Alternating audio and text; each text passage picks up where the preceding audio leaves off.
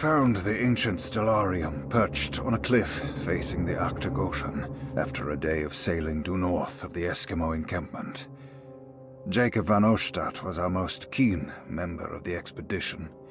He had been chasing down the source of a peculiar type of crystallized metal present in several sacred items among the natives on the northeast coast of Greenland. The site was a remarkable find for any explorer, and we were all enraptured in our search for enlightenment and meaning. The surviving architecture seemed almost unearthly in origin and astonishingly sophisticated. The metal Jacob was searching for was abundant, almost ubiquitous. We were so taken by our find that we were surprised by the sun falling below the horizon. As we quickly picked up our gear, ready to head back to our camp, Jacob van Oostad declared that he wanted to stay. He was adamant. We begged him to reconsider. The night would be getting colder by the hour, and we feared for all our safety. Jacob refused, threatening us with violence if we wouldn't leave him alone. As the snowfall turned heavier, we left him there on his own. The next day, the weather became worse, and we had to spend hours enforcing our shelter as our tents became increasingly useless. The group had written off Jacob, thinking he must be dead. I had an urge to make one final attempt to save him, so I headed out as darkness fell with a handful of flares and headed toward the coast and up the climb towards the stellarium. That's when I saw him, transfixed by a burning sky, that celestial lantern. Jacob keeled over and let out a painful shriek that struck me with such fear and pity. He was crying in agony, for the cold weather had ravaged his flesh.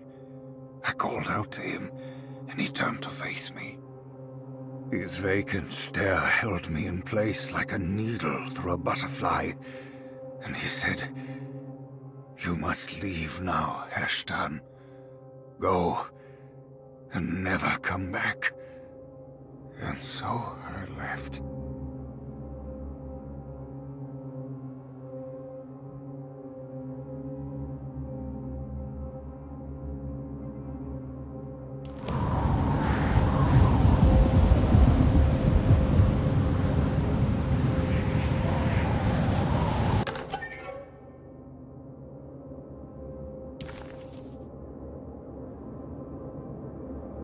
What can be said about Jacob van Oostad without evoking contempt or apologia? The first piece of information is the obvious. He is not the explorer Jeremy idolized in his youth, but the figment of his imagination. If you want biographical facts, I am not the one to answer such questions. In the case of Jeremy, he is a guardian of imagination, or rather a persona appointed the role of containing a self-sabotaging mania. However useful Jacob once was, his loyalty to Jeremy has slowly been replaced by fanaticism. Like a firekeeper who has for decades been burnt by his own sacred flames, now does what he imagines the fire wants. Jeremy has lost all control over Jacob and suffers greatly because of him, but is admittedly also still invigorated by his labor. In the plainest of words, Jacob keeps Jeremy sick so he can remain Jeremy.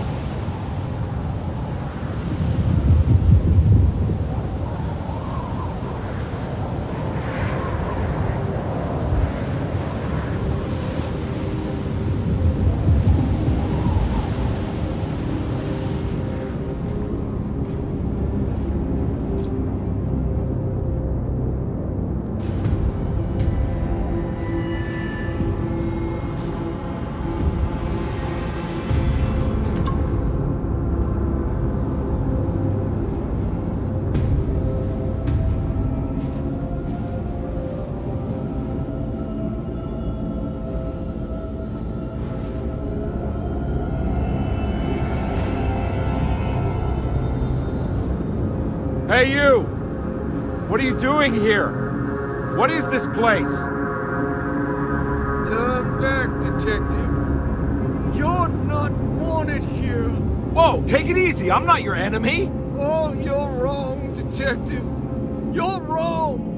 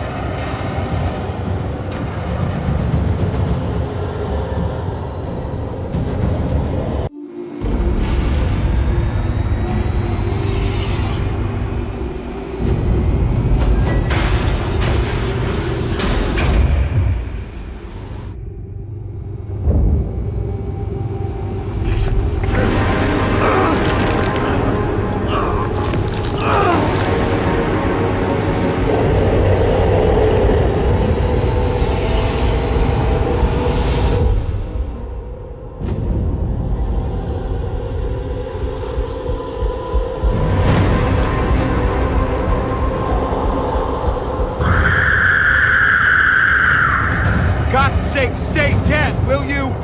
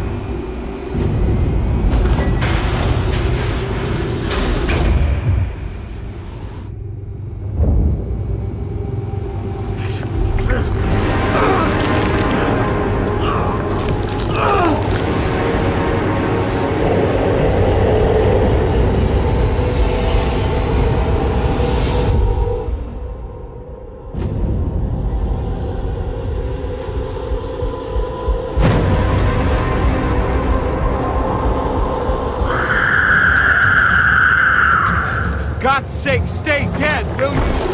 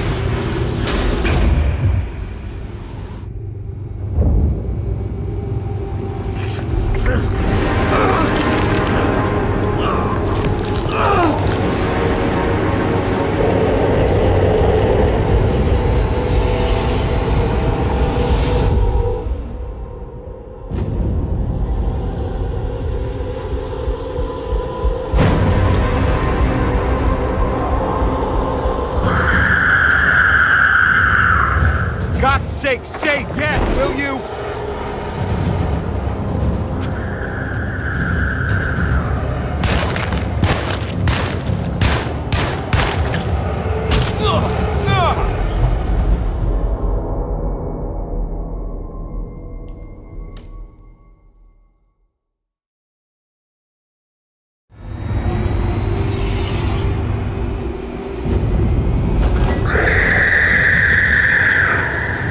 God's sake, stay dead, will you?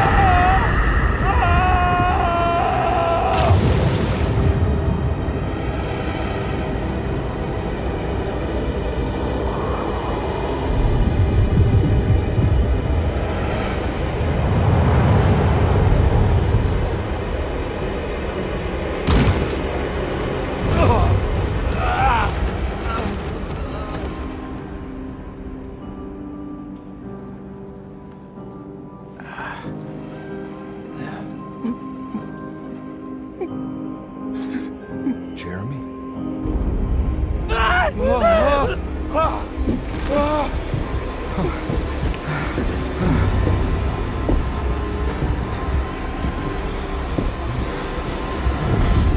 did everything!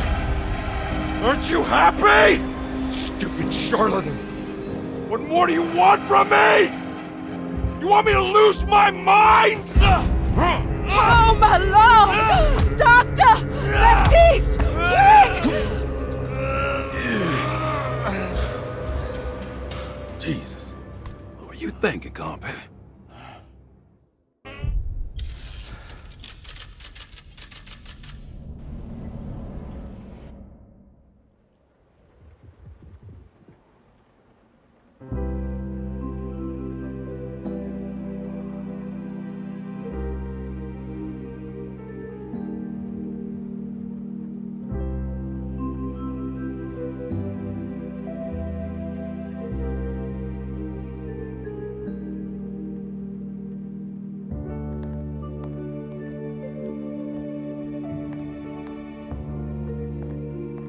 You awake?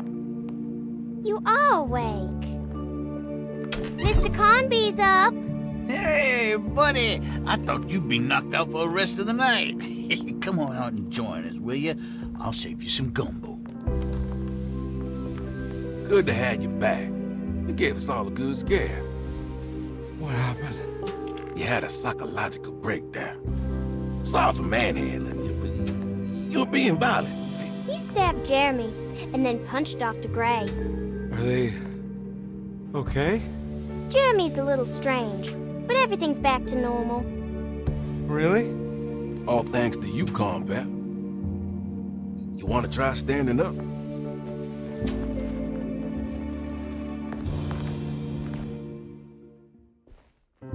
Well, if it isn't the hero of the day. How are you feeling, Detective? Never better. How about you two? Hey, Jeremy, I didn't do too much damage, did I? Things are fine. Very quiet. What's up with him? Painkillers? No. You see, despite you having the finesse of a one-eyed butcher, you managed to lobotomize dear Jeremy. I did what? It's actually quite impressive. It's not like I hadn't considered it myself. I just wish Jeremy could have been helped without reducing his personality to that of an oyster. But he's gonna live. Of course. As long as someone keeps feeding him, he'll outlive the best of us.